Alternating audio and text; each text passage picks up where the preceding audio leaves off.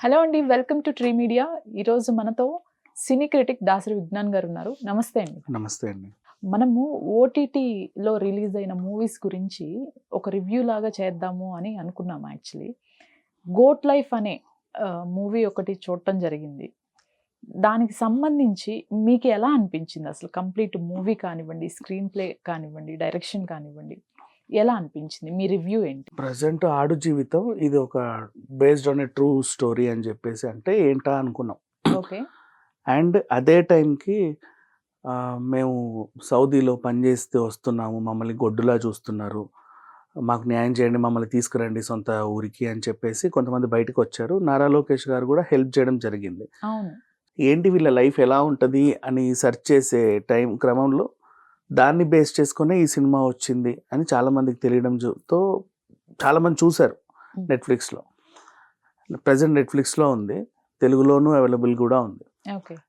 And first poster గురించి మాట్లాడితే 'Prithviraj' actually అసలు ఆయనకు అవసరం లేదు. ఎంత పెద్ద స్టార్. ఆ నీళ్ళల్లో దూకడం గానీ, లేకపోతే బాడీని అలా చేసుకోవడం గానీ, ఆ ఎడారిలో పడడము, ఆ glamour role mostly Kamal Haasan garu, Suriya గారు, విక్రమ్ గారు ఇలాంటి వాళ్ళు ఎంత పెద్ద స్టార్‌లైనా సరే ఇలాంటి కాన్సెప్ట్స్ వస్తే వదలకుండా చేస్తారు. అదేంటో కర్మ నాకు తెలీదు. మన తెలుగులో మాత్రం ఒక అల్లరి నరేష్ తప్ప ఇంకెవరు ఇట్లాంటివి చేయరు. ఇంకెవరున్నారు? ఇంకెవరు లేరు మోస్ట్‌లీ. మిగతా వాళ్ళందరూ హీరో అంటే హీరోలానే ఉంటారు మన వాళ్ళు. వీళ్ళే ఒక ఆ నలుగురు గ్లామర్ ఉన్నారు. అలా ఉండాలి. ఆ సాంగ్స్ అలా ఉండాలి. ఓకే. అసలంతే ఆ కటౌటు ఈసారి పోలీసా? ఈసారి లాయరా? ఎంత అందంగా ఉన్నాడు. అసలు ఆ మీసం చూడు, గడ్డం చూడు అని చూస్తాం కానీ, మనిషి చాలా అంటే వికృతంగా చూపించి మరీ హీరోయిజాన్ని ఎలివేట్ చేయడంలో ఇట్లాంటి వాళ్ళు 'సెవెంత్ సెన్స్‌లో' సూర్య ట్రై చేశాడు. బాడీ మొత్తం అలా చేసుకొని. విక్రమ్ ఇప్పుడు 'తంగలానికి' అలాగే ట్రై చేశాడు. 'కంగువకు' కూడా సూర్య చేస్తున్నాడు. 'ఐలో' కూడా చూసాం కదా. ఆ గ్లామర్ రోలు ఎవరు అవును. చేస్తారు ఇవాళ రోజుల్లో? అప్పుడెప్పుడో బాలకృష్ణ గారు చేశారు 'భైరవ దీపంలో'. కానీ ఏ హీరో నన్ను అడిగితే ఇప్పటి వరకు అట్లాంటి రోల్స్ చేయలా. మన 'నాగార్జున' గారు చేస్తారు మళ్ళీ అలాంటి రోల్స్ ఏవైనా ఉంటే. అంతే చాలా అరుదు తెలుగులో. కానీ 'పృథ్వీరాజ్' అంటే ఇదేమైనా కొత్త హీరో ఇప్పుడిప్పుడే డెవలప్ అవ్వడానికి ఇలాంటి క్యారెక్టర్లు చేసే వాళ్ళని చాలా మందిని చూసాం. అసలు అలా కాదు. దిగ్గజం 'కొండ' ఇప్పటికి ఆయన కావాలంటే ఎన్ని సినిమాలు వస్తాయి.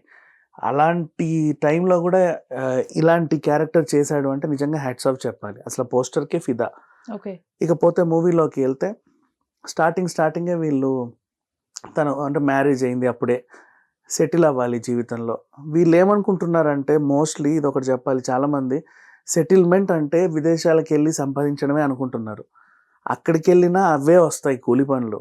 అవేవో ఇక్కడే చేసుకుంటే వీళ్ళకి కనీసం పెళ్ళాం పిల్లల దగ్గర ఉంటారు. ఇంకోటి వీళ్ళెళ్ళడానికి అత్యవసరంగా అప్పులు గిప్పులన్నీ చేసి 3,00,000 కనీసం సర్దుకుంటారు గదా! ఆ 3,00,000 ఏమో ఆ ఊర్లోనే ఏదైనా చిన్న వ్యాపారం పెట్టుకున్నా ఈ పాటికి బావుంటారు. కానీ అది రైట్. గమనించకుండా వెళ్ళిపోతున్నారు. ఇప్పుడు మన సినిమా అలాగే స్టార్ట్ అయింది. తను విడిచిపెట్టి ఫారిన్ ఎళ్లారు. దిగ్గానే ఏమీ తెలీదు. మనం ఎవరితో వచ్చామో కూడా తెలీదు. మన టీమ్ ఎవరో తెలీదు. ఇద్దరే మిగిలారు. వెంటనే ఒక దుబాయ్ షేక్ వచ్చాడు. వాళ్ళిద్దరిని ఆ గొర్రెల వ్యాన్‌లో ఎక్కించుకొని తీసుకెళ్ళిపోయాడు. వాళ్ళకి అర్థం కావట్లే. మేము అసలు వచ్చింది ఏ పనికి? వీళ్ళు మాకేం చెప్తున్నారు అని. ఇతన్నో చోట, అతన్నో చోట పడేశారు. అప్పటికి వీళ్ళిద్దరి మధ్యలో బాండింగ్ ఏర్పడింది కొంచెం. అయ్యో! ఇక్కడ ఎవరు తెలీదు. ఉన్న నువ్వు కూడా పోతే ఎలా అని. పడేశాడు. తను రాత్రి అంటే అంత టైర్డ్‌నెస్‌లో నిద్రపోవాలి ఫస్ట్. కొన్ని మంచినీళ్ళు తాగాలి. నీళ్ళు అడిగితేనేమో ఒక పంపు దగ్గర తాగాడు. అవేమో గొర్రెలు, ఒంటెలు తాగే వాటర్. తాగే వాటర్. ఆ తర్వాత పోనీ పడుకుందామంటే ఒకటే చిన్న షట్టర్ ఉంది. అది కూడా ఏది మనకి రోడ్ సైడ్ మీల్స్ పెట్టేవాళ్ళు కట్టుకుంటారే. టెంట్స్. Normal tent. అలాంటి ఒక టెంట్. అక్కడ ఏదో కాసేపు అలా పడుకున్నాడు. ఆయన లేపి కాలుతో తన్ని ఇసుకలో పడుకోపోరా అని చెప్పడం. ఆల్రెడీ వచ్చిన బాధితుడు కూడా అక్కడ ఉండడం. అతనికేమో లాంగ్వేజ్ ప్రాబ్లం. ఏదో రకంగా కమ్యూనికేట్ చేశాడు. ఆ తర్వాత కొన్నాళ్ళకి ఆయన చనిపోవడం. ఆయన ఎలా చనిపోయాడో కూడా తెలీదు. తర్వాత ఎప్పుడో కానీ ఇసుకలో పక్షులు వచ్చి పీక్కుంటూ తింటే కానీ తెలీదు. ఇక చూస్తూనే కాలం గడిచిపోతుంది. అతను అలా అతని వేషంలోకి ఇతను వచ్చాడు. ఆ డ్రెస్సింగ్, ఆ స్టైల్ అదంతా కూడా. స్నానం చేయడానికైనా ఇంకా కాలకృత్యాలు తీర్చుకోవడానికైనా వాటర్ లేవు. అక్కడ వాటర్ చాలా ఇంపార్టెంట్ వాళ్ళకి. ఇవాళ తాగడానికే చాలా కష్టం. తిండి లేదు, రుచికరమైన తిండి లేదు, ఒక రొట్టె ముద్దని కాల్చి చిటకాల్చి పడేయడం, ఇంతే. అది తన లైఫ్. మోస్ట్లీ ఇక్కడ నుంచి వెళ్ళే చాలా మందిని కూడా అలాగే తీసుకెళ్ళి అలా చేస్తున్నారంట అక్కడ. ఆ గొర్రెల్ని కాయడానికి ఎడారిలో ఒక మనిషి కావాలి వాటిని చూసుకోవడానికి. ఆ దుబాయ్ షేక్ బిజినెస్ అది, ఆ గొర్రెల్ని పెంచి వాటిని సిటీలో అమ్ముకోవడం. కానీ అక్కడ పెంచడానికి, గడ్డి పెట్టడానికి, నీళ్లు తాపేయడానికి, వాటిని అటు ఇటు తిప్పడానికి ఒక మనిషి కావాలి. అక్కడేమో వాళ్ళకి దొరకట్లా.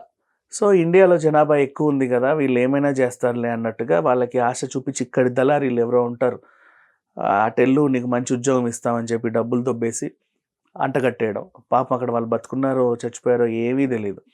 లాస్ట్కి పోనీ సొంతూరికి వద్దాం అనుకున్నా సరే వాళ్ళని పోలీస్ స్టేషన్లో పెట్టి పాస్పోర్ట్ గీస్పోర్ట్ అన్ని తీసుకొని మళ్ళీ ఎక్కడ పనిచేస్తారో వాళ్ళని పిలుస్తారు. అంటే వాళ్ళ రూల్ ప్రకారంగా ఏంటంటే అది న్యాయమేలే. అంటే నిజంగా వీడు కష్టపడే వెళ్ళాలనుకుంటుండా, లేకపోతే వాళ్ళ బాస్ని ఏమైనా దోచేసి వెళ్తున్నాడా, ఎవరైనా చంపేసి వెళ్తున్నాడా, నేర చరిత్ర ఏమైనా ఉందా, ఆ టైప్ ఆఫ్ సిచ్యువేషన్లో ఒకసారి వాళ్ళు కూడా దర్యాప్తు చేస్తారు. వాళ్ళ దేశంలో కూడా కొన్ని రూల్స్ ఉంటాయి కాబట్టి. లాస్ట్కి వచ్చేసరికి అతను అనుకోకుండా వాళ్ళ ఈ ఫస్ట్ విడిపోయిన వాళ్ళు కలవడం, వాళ్ళకు ఒక నీగ్రో అతను సహాయం చేయడం, ఎడారిలో చిక్కుకొని పోవడం, ఆ చిక్కుకొని పోయి ఎటుపోయారో తెలియదు. 2 రోజులు 3 రోజులు ఎడారిలో తిరగగా చిన్న ఒయాసిస్, ఆశ, 4 నీటి చుక్కలు, ఆ నీళ్లు తాగిన తర్వాత మళ్ళీ వెళ్ళడం. ఇంతలో ఆ చిన్నపిల్లోడికి పిచ్చెక్కి తను మెంటల్గా చనిపోవడం. లాస్ట్కి ఆ నీగ్రో అతను కూడా దారిలో చనిపోయాడు. ఇతను ఒక్కడే రోడ్డు వరకు వచ్చాడు. ఎవరో ఒక మంచి ఆయన తీసుకెళ్ళి సహాయం చేసి సిటీలో వదిలేస్తే ఆయన పోలీస్ స్టేషన్కి వెళ్ళడం, ఇలా వ్యవహారం. ఇప్పుడు లాస్ట్ క్లైమాక్స్ ఎంత బాధ వేసిందంటే, ఆ వచ్చినోడు చూసుకోవాలి, వీడేనా మీ దగ్గర పనిచేసినోడు కరెక్టేనా అంటే, అసలు యాక్చువల్లీ ఏం జరిగింది, స్టార్టింగ్లో వాడు ఒకరిని తీసుకుపోయే బదులు ఇంకొకరిని తీసుకొచ్చాడు. పృథ్వీరాజ్ వచ్చింది తన పనికే పాపం, కానీ ఇంకెవరినో తీసుకెళ్లే బదులు వీళ్ళని తీసుకోవాల్సి వస్తే వీళ్ళు ఇన్ని కష్టాలు పడ్డారు. కానీ ఇంకొకడైనా సరే వాడు మనిషే కదా, ఇక్కడ మనం అది చూసాం. ఇక సిటీకి రావడం, వాళ్ళ పేరెంట్స్ని కనుక్కోవడం, ఇదంతా కూడా ఒక క్లైమాక్స్. ఎంత న్యాచురల్గా రియలిస్టిక్గా తీశారు అంటే, ఆ సినిమా చూస్తున్నంతసేపు మనం ఆ లోకంలోకి వెళ్ళిపోతాం, మనం కూడా ఎడారిలోనే ఉన్న ఫీలింగ్ వచ్చేస్తుంది. అండ్ కొంతమందికి కన్విన్సింగ్ అనిపించలే, ఆయన వీళ్ళిద్దరు ఎలా కలుస్తారు అంత పెద్ద ఎడారిలో అని. దానికి కూడా ఒక జస్టిఫికేషన్ ఇచ్చాడు. అయినా ఏదో పని మీద అంటే ఎటు నుంచి తప్పించుకోవాలి అని ఆ నీగ్రో సహాయంతో చాలా దారులు చూస్తున్నారు. ఆ క్రమంలో వెతుక్కుంటూ అక్కడికి వస్తే ఇతనికి మనోళ్ళు ఎవరో వచ్చారు అన్న ఒక ఫీలింగ్ వచ్చింది. ఇక్కడ ఎవరో నాకు తెలిసిన వాళ్ళు ఉన్నారు, లేదా నాకు సంబంధించి ఎవరో ఉన్నారు అనే ఫీల్ వచ్చి ఆ గుహలో నుంచి అలా వెతుక్కుంటూ వెళ్తే అప్పుడు తను కనిపిస్తాడు. అక్కడ ఒక సాంగ్ ఒకటి అతను పాడుతూ ఉండటం జరుగుతుంది. అది ఆ మధ్యలో అతను ఒక పాట కూడా పాడటం, ఇలాంటివన్నీ చూపించేసరికి కన్విన్సింగ్ గానే ఉంది. అండ్ ఇక డైరెక్షన్ బ్లెస్సీ, అసలు హ్యాట్స్ ఆఫ్, ఎంత బాగా తీశాడంటే ఆ ఫ్రేమ్స్ కానీ ఆ ప్రజెంటేషను. అండ్ స్టార్టింగ్ ఇసుక తుఫాన్తో మొదలైద్ది, ఆ ఇసుక టోర్నాడోతో మొదలైద్ది, తర్వాత ఇసుక తుఫాన్ కూడా వస్తుంది. ఇన్ని మొత్తం ఎడారిలో జరిగేవన్నీ కూడా చాలా న్యాచురల్గా రియలిస్టిక్గా చూపించాడు. అండ్ ఎంతమంది అక్కడ చనిపోతే తీసుకెళ్ళి ఎడారిలో పడేస్తారు, ఆ పక్షులు వచ్చి పీక్కు తిని వెళ్ళిపోతాయి. అది జరిగేది వాళ్ళ సిచ్యువేషన్, అంతే, ఇంకా ఏం ఉండదు వాళ్ళ జీవితం. ఈ సినిమా మొత్తంలో కొన్ని గూస్ బంప్స్ వచ్చే సీన్స్ అంటే ఏవి చెప్పుకోవచ్చు? నాకు ఫస్ట్ నుంచి లాస్ట్ వరకు అన్నీ బాగున్నాయి. ఇది అది అని ఏం చెప్పలేము, అన్నీ బాగున్నాయి. అంటే నెక్స్ట్ ఏం జరుగుతుంది, టైం గడిచే కొద్దీ అతని వేషంలో మార్పులు రావడం, అండ్ టైం గడిచే కొద్దీ అతను కూడా మేకలకు అలవాటు పడడం. అండ్ ఒక సీన్ నాకు నిజంగా బాగా నచ్చింది, మేము పెళ్ళికి వెళ్తున్నాము, రేపు వస్తాంరా, ఇంకో అప్పటి నీకు ఇదే తిండి అని ఒక రొట్టె ముక్క పడేసిపోతాడు. ఎవరూ లేరు. ఫస్ట్ టైం తను స్నానం చేశాడు అన్ని ఏళ్ళకి వాటర్లో, ఆ ఫీల్ తను పొందాడు చూసారు, ఒంటి మీద వాటర్ పడగానే. అది నాకు నిజంగా బాగా నచ్చింది యాక్చువల్గా సీన్ చెప్పాలి అంటే. అంటే వాళ్ళ ఊర్లో తను స్టార్టింగ్ మీకు అనిపిస్తుంది నీళ్ళల్లోనే గడిపాడు, మొత్తం నీళ్ళే, ఆయన జీవితం అంతా నీళ్ళే, వాళ్ళ ఆవిడతోనూ నీళ్ళే, రొమాన్స్ చేసినా వాటరే.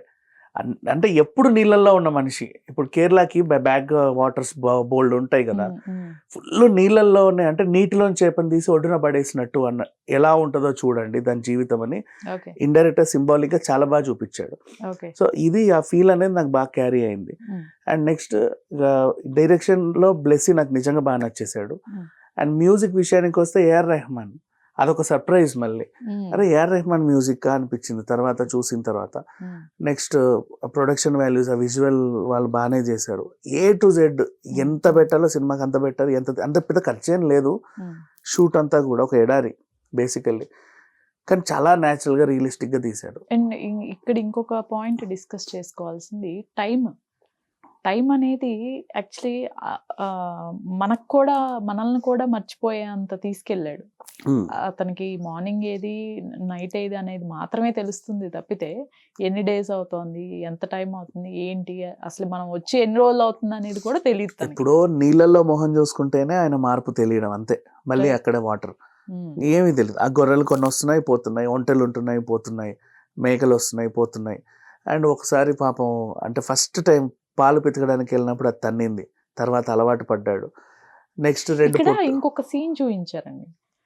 ఆ సీన్ లో ఇతన్ని తన్నినప్పుడు అతని ఓనర్ ఎవరైతే ఉన్నారో పృథ్వీరాజ్ని తన్ని పడిపోయినప్పుడు అతను ఒక గోట్ వచ్చేసేసి ఇతన్ని పరామర్శించటం, ఇది వెళ్ళేసి మిగతా గోట్స్ కి కన్వే చేయటం, అవి కూడా సౌండ్స్ చేస్తా ఉంటాయి. వీడు మనోడే అని, అంటే మంచోడే మనల్ని చూసుకోవడానికే వచ్చాడు. అక్కడ హగ్ చేసుకోవటం, ఆ సీన్ కూడా చాలా రియలిస్టిక్. అంటే ఒక కమ్యూనికేషన్ తనకి వీటికి మధ్య ఒక కమ్యూనికేషన్. ఇంకొకటి స్టార్టింగ్ లో ఒక పొట్టేలు అతన్ని గుద్దిద్ది వెనక నుంచి వచ్చి, తర్వాత ఆ పొట్టేలు కూడా ఫ్రెండ్లీ అయిపోతుంది. ఇతను వచ్చేటప్పుడు జాగ్రత్త అని దానికి కూడా చెప్పొస్తాడు.